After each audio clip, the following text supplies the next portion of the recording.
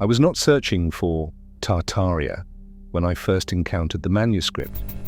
The catalogue entry identified it as a mid-14th century geographical compilation archived in the Bibliothèque Nationale de France, dated to approximately 1357, attributed to a Burgundian clerical workshop and catalogued under regional travel accounts. The title suggested nothing unusual. Medieval Europe produced thousands of such texts. What unsettled me was not the language, the Latin marginalia, uneven script, and water-damaged vellum, but a map inset folded into the binding. The parchment showed a vast, contiguous region labelled Tartaria, rendered with geometric regularity inconsistent with medieval cartography.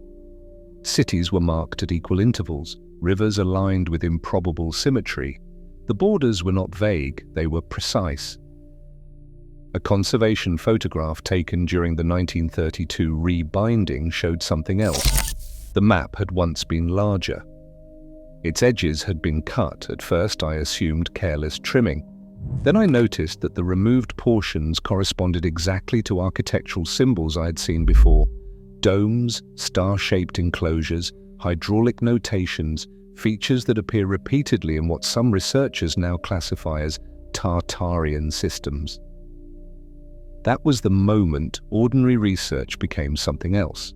The official catalogue record places the manuscript's creation around 1357. It was likely compiled in northern France, possibly Dijon or Paris, during a period of intensified clerical mapping. The archivist's notes describe it as regional cosmography, meant to summarize known lands for ecclesiastical reference. An archival photograph from 1898, taken during an early inventory of medieval holdings, shows the manuscript intact, thicker, wider, with an extended folded insert. Later photographs, after 20th century conservation work completed in 1932, reveal a noticeably reduced map. The difference is not subtle. Nearly a third of the parchment's width has been removed. At first glance, nothing appears unusual. Medieval maps often exaggerated or misunderstood distant lands. Tartaria, I told myself, was simply a medieval catch-all term for Asian territories beyond direct European knowledge. The term appears frequently in period documents, a vague designation for everything east of the Black Sea, north of Persia, a convenient label for unmapped vastness. But medieval maps typically dissolve into myth beyond Europe. They fill unknown spaces with monsters, theological speculation, cartographic invention. This one did not. The cities within Tartaria were laid out with spacing that suggested measurement, not imagination. The margins included faint grid lines, erased but visible under raking light, something medieval scribes had no reason to include unless copying from a technical source. When I measured the distances between marked cities using digital calipers on high-resolution scans, the intervals repeated with disturbing consistency, approximately 180 kilometers between major centers, with smaller settlements at roughly 60-kilometer increments. If this was guesswork, it was unusually disciplined. I compared the manuscript's cartographic approach to other 14th century maps in the Bibliothèque's collection. The Mappamundi tradition shows Europe with recognizable accuracy, but depicts Asia as theological space. Ptolemaic derivatives from the same period struggle with scale and proportion. This manuscript treated Tartaria with greater structural confidence than it treated France. The vellum itself showed signs of careful copying. Under magnification, certain ink strokes revealed hesitation marks, the scribe pausing, checking a reference, continuing. Not the fluid hand of invention, but the careful reproduction of something already established. Why would a 14th century manuscript map Tartaria with greater structural confidence than Europe itself? A high-resolution conservation scan commissioned in 1974 reveals details missed in earlier reproductions. Along several Tartarian city markers are symbols resembling domes, paired with short annotations in abbreviated Latin.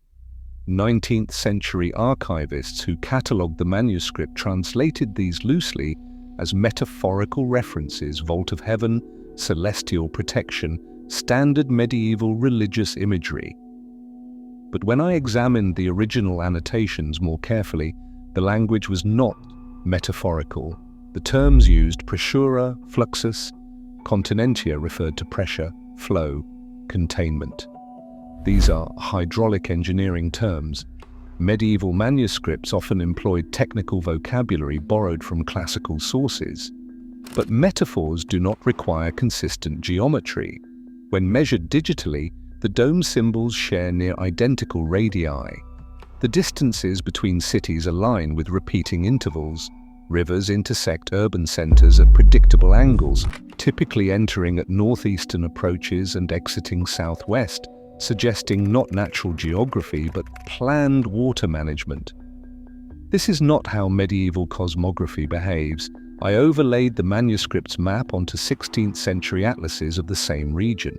The cities marked in 1357 appear again in Ortelius's 1570 atlas, some renamed, most positioned identically.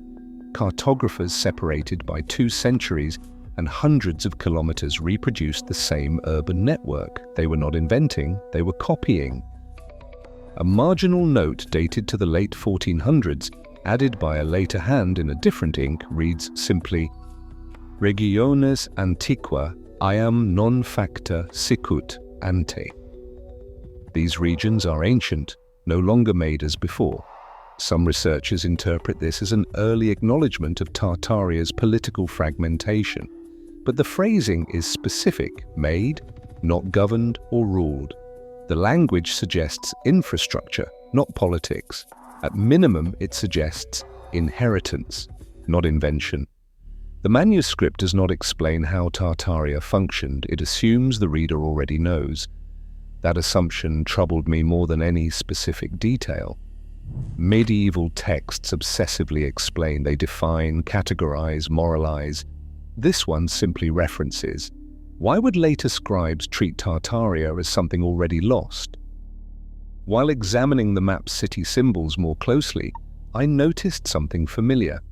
Star-shaped perimeter markings surrounding several Tartarian centers. They appear as simplified geometric patterns, 8-pointed stars with radial symmetry, rendered in faint ink around the dome symbols. I had seen this geometry before. Star forts, trace Italian fortifications, emerged in Italy during the early 16th century, a revolutionary response to artillery warfare. Military historians credit their invention to Renaissance engineers, precise angular bastions designed to eliminate blind spots, enable crossfire, and resist cannon bombardment. They represent a fundamental shift in defensive architecture. Yet here they were, embedded in a 14th century manuscript depicting Tartaria, a century before their supposed invention. I created a digital overlay comparing the manuscript star symbols with plans of 16th century star forts. Palma Nova in Italy completed in 1593, Naarden in the Netherlands redesigned in 1575, and Bourtange in Groningen constructed in 1580. The geometric alignment was not approximate. The radial angles matched within 2 degrees, the ratio of outer perimeter to inner enclosure repeated precisely. Official architectural history argues these manuscript symbols are decorative, stylized representations of city walls, a medieval artistic convention, nothing more. But artistic conventions do not repeat with engineering precision across centuries. I examined other medieval manuscripts depicting cities. Most show simple circles or irregular polygons. Some include crenellated walls, towers, and gates, recognizable medieval elements. None showed radial geometry. The star pattern appears exclusively in this manuscript's Tartarian cities. More unsettling, the manuscript places these symbols not randomly, but strategically. Cities marked with star enclosures sit at river junctions, mountain passes, and plain centers. These are positions that make sense for controlling territory. The pattern suggests defensive infrastructure, not decoration. The manuscript does not explain these markings. It does not label them as fortifications or describe their function. It simply renders them as part of the urban landscape, as ordinary as walls or gates. That assumption that star-shaped enclosures required no explanation in 1357 is the first rupture in the historical narrative. If Tartaria were imaginary, why map it like infrastructure? Moving forward in time, I examined 16th century and 17th century atlases preserved in the Bibliothèque Cartographic collection.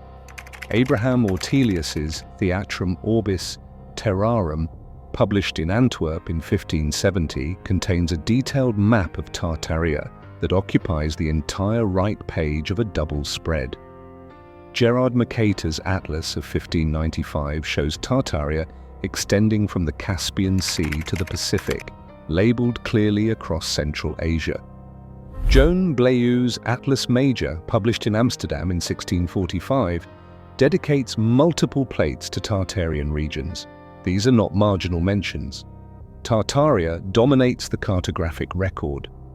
More unsettling, cities marked in the 1357 manuscript reappear in these later atlases.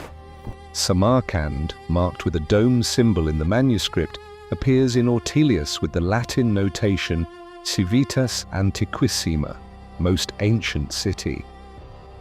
Karakoram, positioned in the manuscript at a junction of three rivers, sits identically placed in Mercator. The geographic memory persisted across 3 centuries.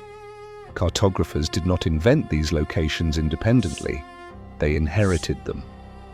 I traced the transmission of cartographic knowledge through archival records. Mercator's working papers, preserved in Brussels, reference ancient sources for his Tartarian maps. Ortelius's atlas includes a bibliography citing geographic compilations from monastic libraries. These cartographers acknowledge dependence on older materials. The language around Tartaria shifts over time. Early 16th century maps describe Tartaria in the present tense, with phrases like Tartaria, where great cities stand. By the mid-17th century, Bleu's annotations shift to the past tense, describing Tartaria as once extensively inhabited. The civilization described recedes grammatically before it disappears cartographically. Sanson's 1669 atlas shows Tartaria fragmented, subdivided into Lesser Tartary, Independent Tartary and Chinese Tartary. By 1700, the term begins to vanish. Regions are renamed, absorbed into empires, and nationalized. The coherent geographic entity called Tartaria dissolves into smaller political units. But the cities remain, the rivers stay positioned identically. The infrastructure markers, domes, enclosures, and junction points persist across editions even as the name fades. Maps, it seems, remember what texts forget. Why does Tartaria fade linguistically before it disappears cartographically? Returning to the manuscript, I focused on repeated motifs beyond the star enclosures. Dome symbols, circular structures, radial grid patterns radiating from central points. These symbols cluster around cities, appearing with consistent frequency. Roughly 2/3 of Tartarian urban centers in the manuscript include at least one dome symbol. These motifs appear again in 19th century civic architecture across Europe, including train stations, exhibition halls, capitol buildings, and public libraries. The architectural vocabulary is remarkably consistent. Central domes with radial symmetry, often paired with columned porticos, frequently incorporating red brick or terracotta. Official architectural history attributes these features to the Victorian neoclassical revival, architects returning to Greco-Roman principles and adapting classical forms for industrial-age civic buildings. The explanation makes sense within conventional timelines, but Victorian blueprints rarely explain foundational systems. I examined renovation documents for several 19th century structures featuring prominent domes: St Pancras Station in London, constructed in 1868, the Palais Longchamp in Marseille, completed in 1869, and Philadelphia City Hall, built between 1871 and 1901. Renovation records from the early 20th century frequently mention discoveries beneath these buildings.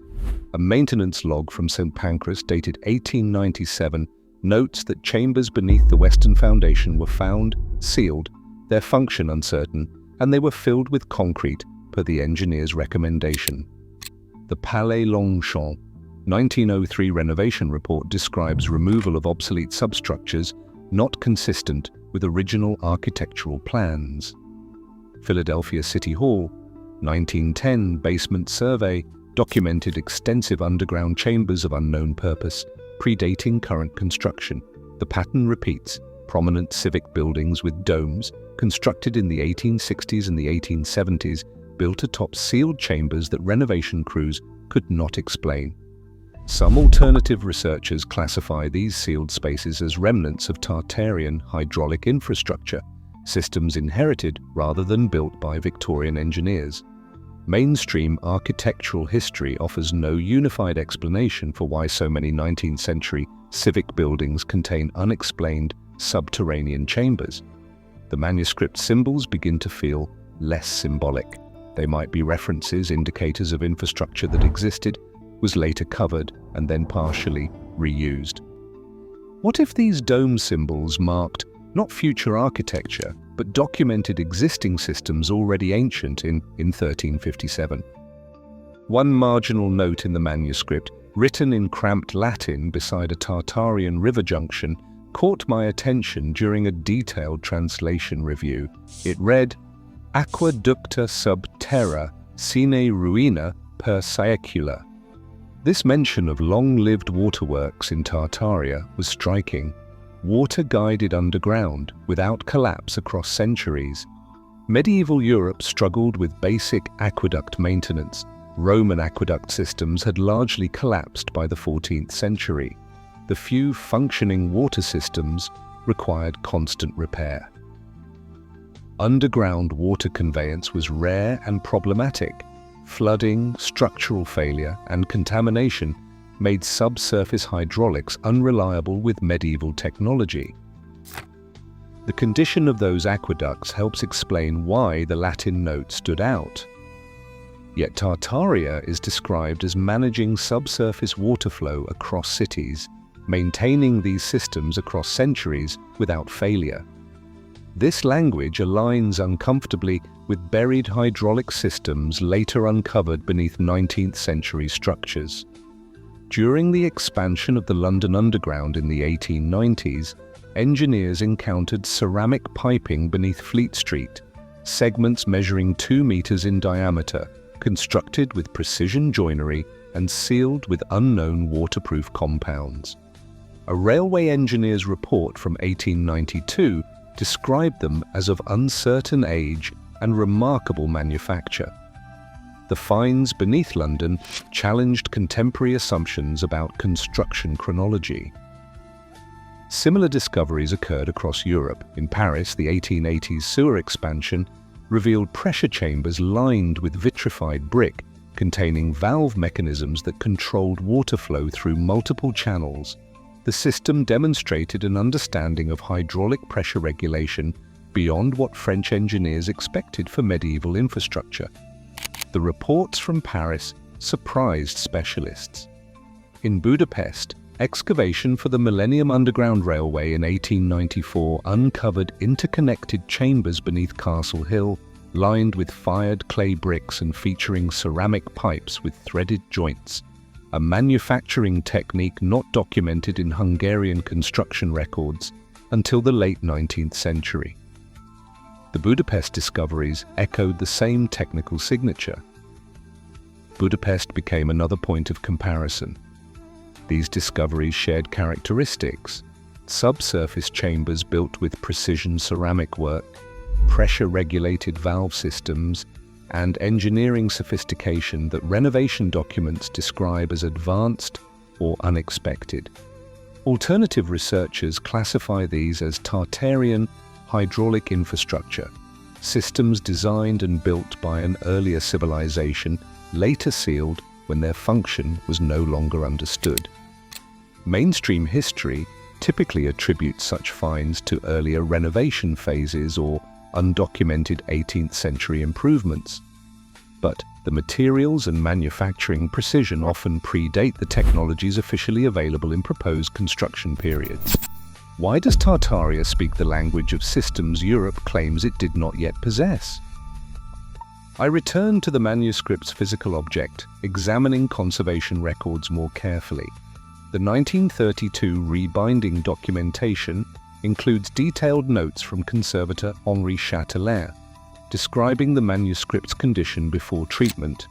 His notes specify that parchment edges were trimmed for stabilization and that approximately 8 to 12 centimeters were removed from the eastern edge of the inserted map, with sections showing water damage and ink deterioration.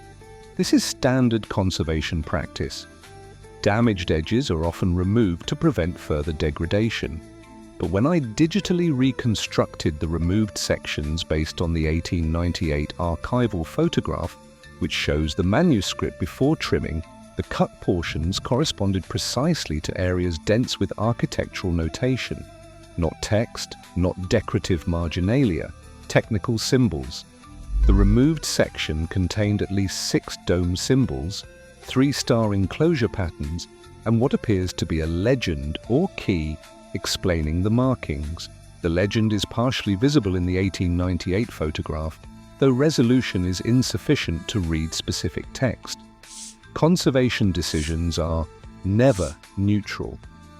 Conservators make choices about what to preserve and what to remove based on material condition, but also on perceived significance. Damaged text is typically preserved, even fragmentary. Decorative borders are often retained despite deterioration. Technical symbols were removed. I found similar patterns in other manuscripts. A 1671 French atlas of Asia, held in the Bibliothèque Mazarin, shows signs of page removal with stubs visible in the binding where leaves were extracted. The catalogue record from 1789 lists the atlas as containing 47 maps. The current volume contains 42. The missing maps, according to 18th century inventory notes, depicted Tartarian regions with extensive notation. Those notations no longer exist. A 1544 German Geographic compilation, preserved in the Bavarian State Library, includes a preface apologizing for omission of certain diagrams deemed speculative. The diagrams are not included. A marginal note from a later reader, dated 1623, notes that the omitted diagrams showed Tartarian systems, and the reader added a terse comment, a loss. Someone decided those parts were unnecessary or undesirable. Preservation's never neutral. I began comparing architectural symbols across geographic regions, examining 19th century civic structures in Russia, India, North America, and Western Europe. What emerged was not stylistic similarity, ornamentation varied significantly, but structural consistency. Helsinki Cathedral, completed in 1852, features a central dome with 4 smaller domes at the cardinal points. The Kazan Cathedral in St. Petersburg, finished in 1811, displays nearly identical dome proportions. The United States Capitol, built between 1793 and 1863, employs the same radial dome geometry. Bangalore Palace in India, constructed in 1878, incorporates identical structural elements despite vastly different decorative vocabulary. These buildings span continents, constructed by architects working in different traditions, theoretically without coordination. Yet the underlying geometry repeats. I measured dome curvature ratios, the relationship between dome height and base diameter. Across these structures, the ratio clusters tightly around 0.62 to 0.68, a narrow range suggesting not coincidence but shared proportion systems. Architectural historians typically explain this through classical revival, architects referencing common Greco-Roman sources. But Greek and Roman domes show much wider proportional variation. The Pantheon in Rome, for example, uses a ratio of approximately 1.0, a hemisphere. Renaissance domes vary from 0.45 to 0.85.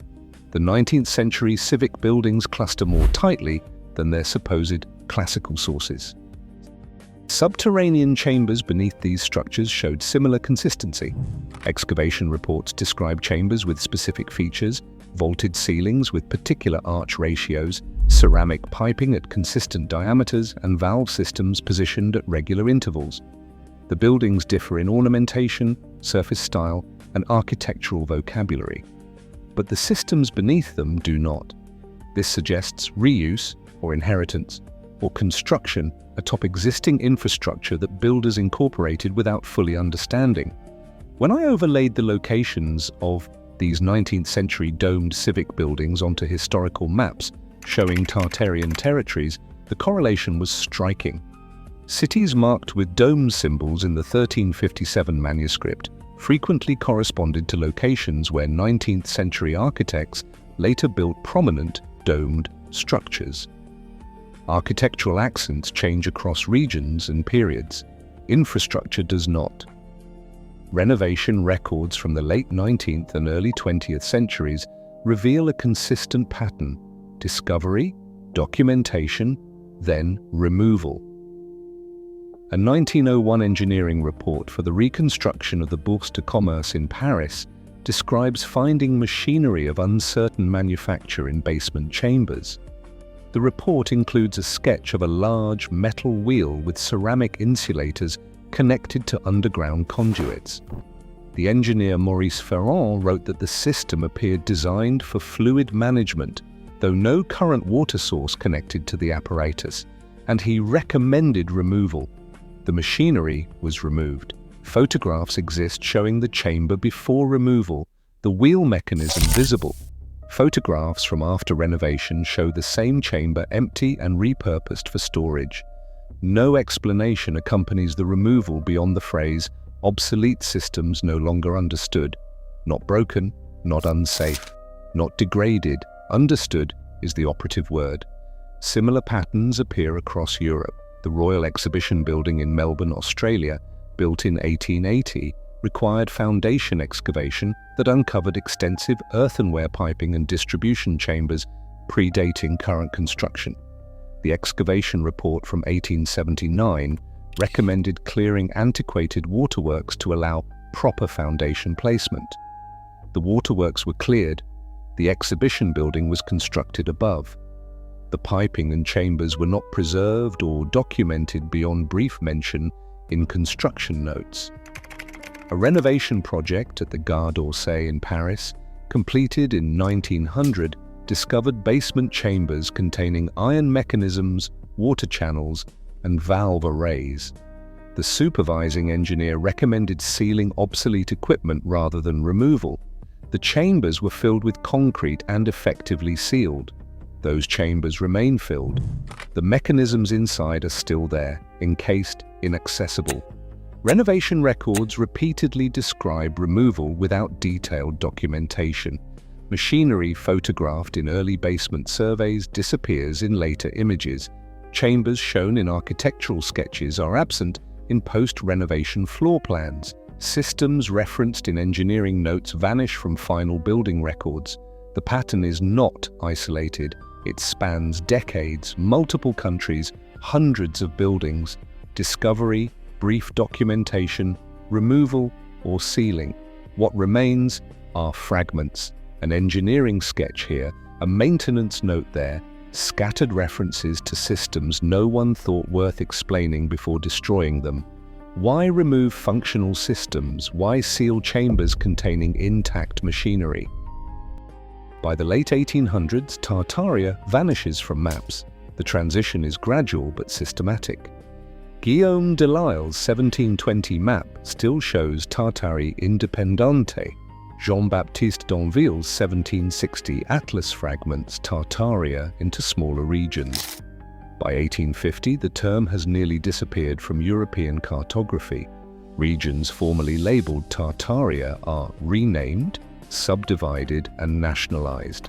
The Russian Empire absorbs northern territories. Chinese maps extend westward.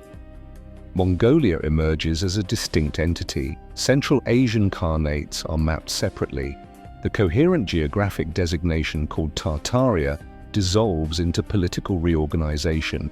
The architecture remains. so do the systems. A photograph from 1868 shows the Sirkeci train terminal in Istanbul during construction. The structure features prominent domes, radial symmetry, and extensive underground chambers visible in foundation excavation.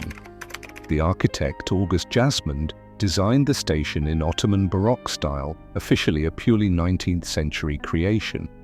But excavation photographs show the foundation work revealing pre-existing substructures, vaulted chambers, ceramic piping, and pressure vessels with manufacturing precision beyond what contemporary engineers expected to find.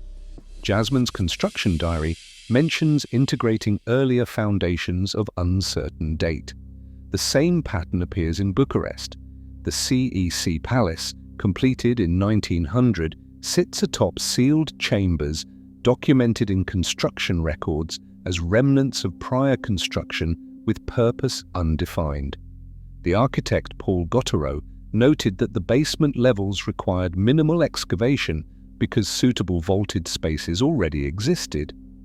In Kazan, Russia, the farmer's palace, built between 1908 and 1910, incorporated what architects described as pre-existing subgrade infrastructure remarkably suited to modern heating requirements. The building's district heating system connected directly to chambers that renovation documents described as traditional without specifying what tradition. The category of Tartaria dissolves from the cartographic record. Buildings continue rising above systems no one can fully explain, systems that construction records mention briefly before moving on, systems that architects integrated without understanding their origin. By 1900, Tartaria exists nowhere officially.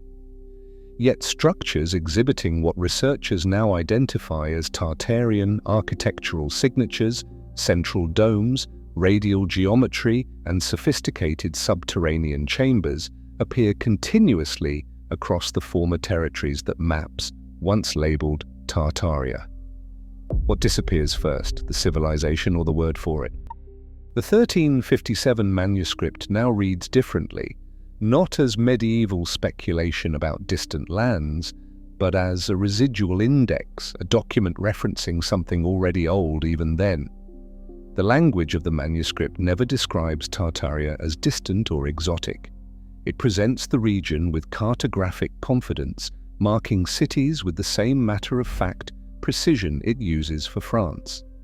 The text assumes familiarity. It does not explain the dome symbols or star enclosures or hydraulic notations because explanation is unnecessary. Only survivors assume knowledge.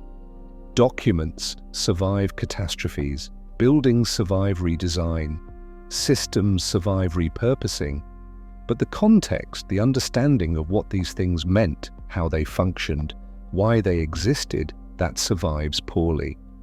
The manuscript preserves symbols whose meaning was apparently self-evident in 1357. By 1500, a later scribe adds a note acknowledging these regions were no longer made as before. By 1700, the cartographic entity called Tartaria fragments. By 1900, the word vanishes while the architecture remains. What remains are fragments, a map in a manuscript, star patterns that anticipate later fortifications, hydraulic terminology describing systems medieval Europe could not build, renovation records mentioning sealed chambers, construction photographs showing foundations integrating infrastructure engineers did not install, dome proportions repeating across continents with precision that defies coincidence. I examined one more document, a French military engineering manual from 1867 that discusses fortification design. A footnote references certain geometric principles found in older defensive works, particularly in former Eastern territories. The footnote includes a sketch, an 8-pointed star with radial symmetry identical to the symbols in the 1357 manuscript. The manual does not call these symbols Tartarian. By 1867, that designation had faded, but the manual acknowledges these patterns as older defensive works, inherited rather than invented. The manuscript is not evidence of medieval imagination, it is evidence of medieval inheritance, copying something already ancient, preserving knowledge that was already fragmentary, documenting a civilization that scribes recognized as gone even in the 14th century. The manuscript does not explain Tartaria, it assumes it. If Tartaria vanished before 1357, then Europe did not discover it through eastward exploration. Europe remembered it imperfectly, copied its maps, referenced its systems, and built atop its infrastructure. The manuscript becomes evidence not of medieval fantasy, but of post-collapse memory, a civilization reduced to symbols, geometry without context, notations without explanation. Architecture supports this interpretation. 19th century civic buildings with domed structures and radial symmetry were often constructed above sealed chambers that contained unexplained machinery. Many of these buildings occupy locations corresponding to cities marked with dome symbols in the 1357 manuscript. This is not coincidence. Maps echo the same pattern.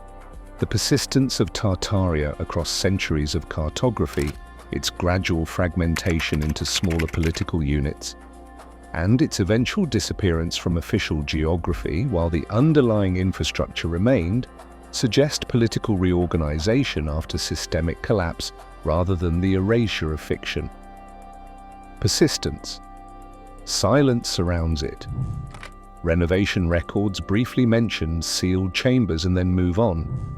Construction photographs show pre-existing foundations incorporated without documentation. Engineering reports describe systems as obsolete or no longer understood, rather than degraded or unsafe. This is the silence of inheritance, not invention. I am not claiming proof. The evidence is fragmentary, ambiguous, and open to interpretation. Mainstream historians explain these patterns through documented historical processes such as the Renaissance classical revival, Victorian engineering innovation, or coincidental architectural convergence. But the evidence accumulates, geometric precision repeats across centuries and continents. Hydraulic systems described in medieval manuscripts appear as sealed chambers beneath 19th century buildings. Star fortification patterns appear on 14th century maps of Tartaria, 2 centuries before their official invention. Dome proportions cluster more tightly among 19th century civic buildings than among their supposed classical sources. The unsettling possibility is not that Tartaria was erased, but that it was forgotten. A civilization so thoroughly collapsed that by medieval times even its memory survived only in symbols, copied but not understood, preserved but not explained. The manuscript never claims Tartaria is contemporary. The language is descriptive rather than exploratory, and the tone is documentary rather than speculative. It reads like someone copying the remnants of what was already ancient. Returning to the manuscript's first image, the trimmed map, I see it differently now, not as loss through careless preservation, but as concealment. The photograph from 1898 shows the map before trimming. The removed section, visible in that earlier image, though poorly resolved, contained a legend. I can make out geometric symbols, domes, stars, and grid patterns, each paired with what appear to be labels or explanations. That legend would have decoded the entire map. It would have explained what the symbols meant, what the notations referred to, and what the hydraulic terms described. It was cut away in 1932. Conservation records justify the trimming as necessary for structural stability, removing damaged parchment edges. But the photograph from 1898 shows the legend section no more damaged than the preserved portions. Water staining affects the entire map uniformly. Ink deterioration is visible throughout. The removed section was not uniquely degraded, it was uniquely specific. What remains is enough to recognize patterns, dome symbols, star enclosures, and hydraulic notations, but not enough to understand them definitively. The map provokes questions it no longer answers, which may be the point. I consider the sealed chambers beneath 19th century buildings, often filled with concrete rather than excavated. Those decisions to seal, to cover, to build on are acts of inheritance, not invention. I consider the machinery removed from basement levels without detailed documentation. I consider renovation records that mention pre-existing substructures only in passing, never explaining their origin or function. I consider the manuscript's trimmed edges, the removed legend, the cut symbols. Preservation is a choice. What we keep and what we remove, what we document and what we seal, what we explain and what we simply note before moving on, these are choices.